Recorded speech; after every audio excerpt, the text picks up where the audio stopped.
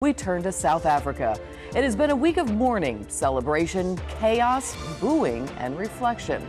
But will the drama of the past week and the death of Nelson Mandela have on the country? Let's have a look and talk it out. Presidents and prime ministers, celebrities and royals joined tens of thousands of South Africans to pay tribute to Nelson Mandela on Tuesday. The rain did little to dampen the mood at Mandela's memorial service at FNB Stadium in Johannesburg. Nkosazana Dlamini Zuma, African Union Commission chairwoman, praised the anti-apartheid icon. Stand proud of you, Madiba, who represents the best Pan-African values of freedom, solidarity, service to the people, equality, sacrifice, and defense of the human dignity. UN Secretary-General Ban Ki-moon called the former South African president an inspiration for the world. We join together in sorrow for a mighty loss and in celebration of a mighty life. What a wondrous display of this Rainbow Nation. While many world leaders received applause for their speeches, South African President Jacob Zuma was booed. Many South Africans are unhappy with him because of state corruption scandals. In his speech, Zuma spoke highly of Mandela and the legacy he left behind. Madiba never hesitated to speak his mind when it was necessary to do so, regardless of how uncomfortable the words may be to recipients. Many leaders, some of whom are present here, have experienced his sharp tongue. Mandela's body will lie in state for 3 days at the Union Buildings in Pretoria before the burial in his rural childhood village of Kunu on Sunday. And Nelson Mandela, of course, preached tolerance and compromise, but has South Africa forgotten that? We're taking a fresh outlook on that question with our guests, former White House aide Didi Benke, political psychologist Dr. Bart Rossi, and Dr. Alexander Marescu, professor of political science at St. Peter's University. We thank everyone for braving the snowstorm, and for our friends overseas, if you do not know, we broadcast in New York and New Jersey, where we are seeing quite a bit of snow. So thank you very much for our guests for braving the elements today. Well, we saw the funeral, 70 world leaders, but some say there were some rather unremarkable speeches at that send-off for Nelson Mandela. I want to talk about that and Jacob Zuma as well, but let's first talk about the send-off and some of the things. Didi? I don't know. It's so hard for me to think about the speeches. I just keep thinking about how our president embarrassed us with the selfie issue, and I know I'll probably get to that. But, you know, I don't think any of the speeches were that great. And I do think it's difficult when you are in an arena that's so huge, and then you had the rain, and I don't know.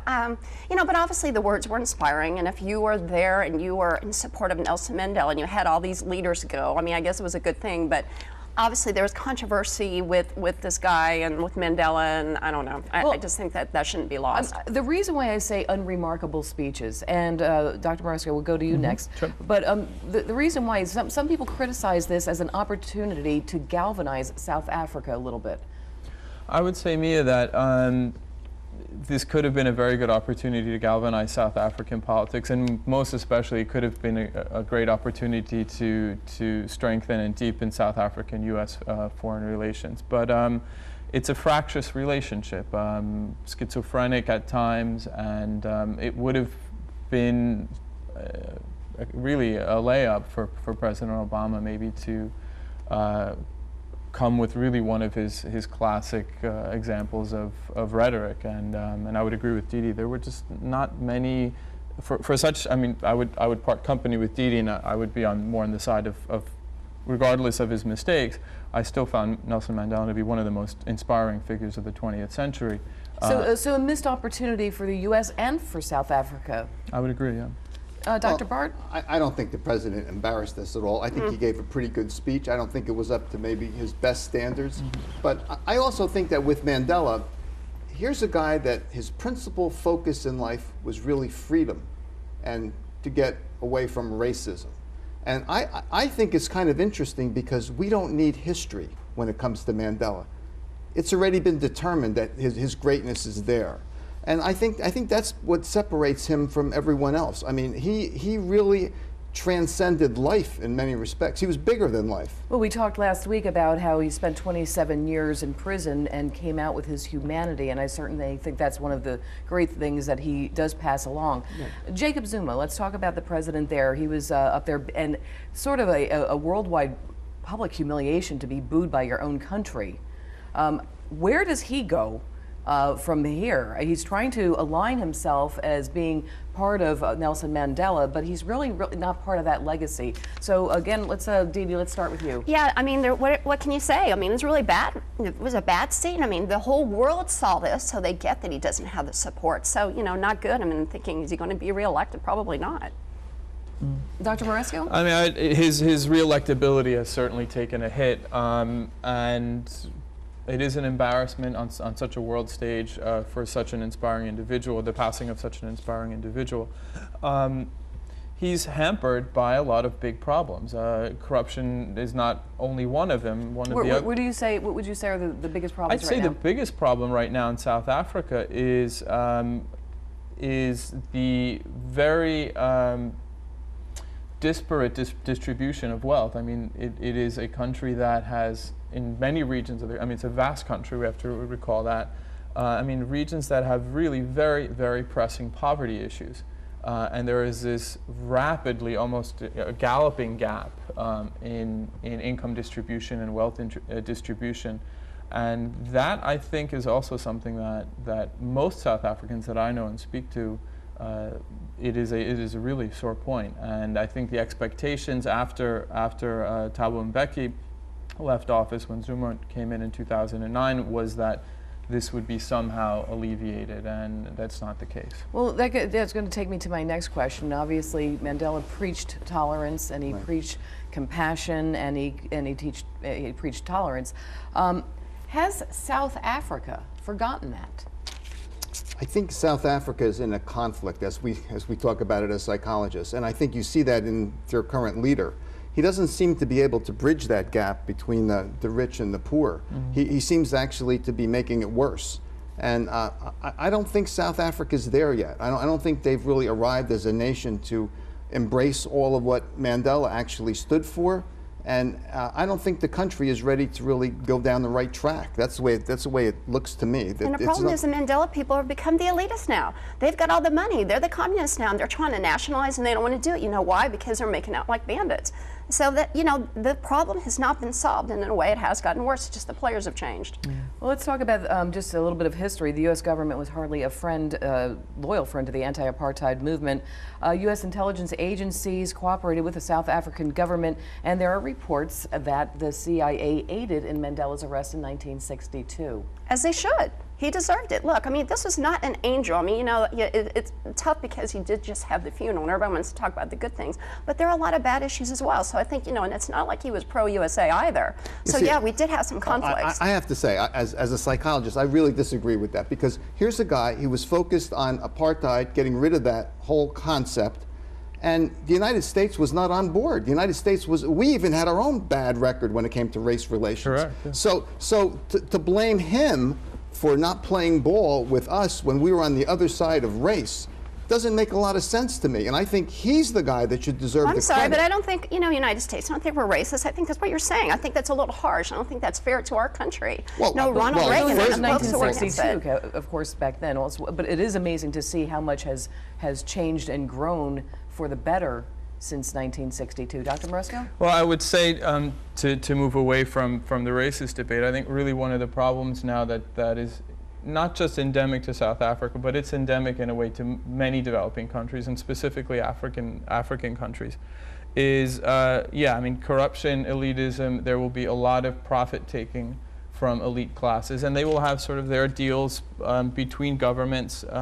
There will be an elite class where maybe they're divided by ideology or party, but factually, when it comes to sort of divvying up the goods to be taken from whatever ministries or taxes or the airports or the transit areas or the ports, that's very endemic for a democratizing, developing country, and that is why you see this type of the booing and the popular dissent. Yeah, but how hypocritical for the Mandela people to be one. So no, we don't want this disparity. We want we want things to be better for all.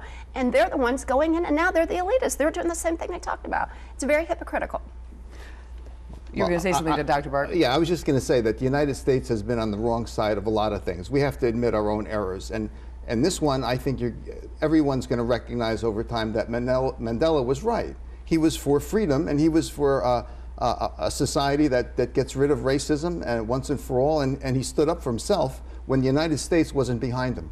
I would agree, and just to hop in on that point, that for whatever civil disobedience and unrest that could go to the account of Nelson Mandela, we can say the same thing about John Adams and James Madison. Boy, and that's George reaching Washington. back. That's it's reaching back. But I mean, there are historical parallels that there were illiberal regimes ruling over a country, and there were people who weren't going to have it. And Mandela fought against a regime that was, certainly many, many times over worse than British imperialism. So while maybe he acted like a terrorist at times, history has certainly proved that he was on the right side. No, he was not. You cannot be a terrorist and be on the right side. I mean, give the guy credit, I guess, after you're in jail for, a couple of decades or so, or almost 3, and maybe he softened up and tried to, but, at the time, I don't think we can say that being a terrorist and what he did was okay. The United States was playing ball with a racist country because politically it wasn't in our best interest. He was for freedom then when we were behind the 8 ball when it came to racism. So let's murder and kill people and act like terrorists. So that makes it okay? I want to change over to the funeral itself. We saw this man up on the stage giving these kind of wacky sign languages. I mean, I don't know what other word to use. I was going to try and use something more intelligent, but my goodness. Unbelievable that he was able to be so close to the world leaders. I mean, what a breach of security. On everyone's side, South African side, the American, I mean, who was checking this guy, and where do you go from now, from here? No, that is insanity. Someone who worked at the White House, and I'll tell you, it's very difficult to get into the White House. You have the security clearance, and then this is someone just feet away. As a sign, I mean, my goodness, I mean, it is stunning that this happened. It really is, and scary. 70 world leaders, I mean, obviously he's come out and said that he was schizophrenic, but he was also charged with murder. I mean, all sorts of things have come out today. Doesn't it make you wonder about us and the mistakes that we all make as people? And here, Didi's right. I mean, it's a colossal error on so many levels that it makes you really step back and think about, what's wrong with this? And who is in charge of security if you've got all those world leaders? Well, I don't think that would have happened at the White House. I covered the G8 summit. I can't imagine anybody being able to, because the security was so tight. Very quickly before we end this discussion, the selfie. Was it right? Was it wrong? Dr. Bart, not a problem at all. This is a celebration. This is a major celebration. Celebration? It was a funeral. In that country, it was a major celebration. You see the people dancing in the streets? Come on. I mean, he was 95 and was rather ill, and so, Dr. Moresco, final thoughts: selfie, yes or no? I would say rather innocuous. Ultimately, I think there were the missed opportunities to strengthen the South African-American relations and to really reset Obama as the world's example of a good rhetorical president was missed. So whether a selfie was taken or not, I find it rather irrelevant. Okay, I'm sorry, but it was a big deal because he's flirting clearly. I mean, you see all these pictures. He's flirting with the blonde next door, and Michelle Obama's giving him the evil eye. Well, somebody said that was just one photographer who took a picture. Oh, no. President got busted. I mean, that's all there is to it, and that's the storyline. They were very interesting photos, let's just say that, and agreed on that part. So I can agree to that. I wonder where he's sleeping in the White House. That's just what I wonder. All right, don't go away, everyone. When we come back, we will honor the victims of the Newtown tragedy and ask, how has America changed in the past year?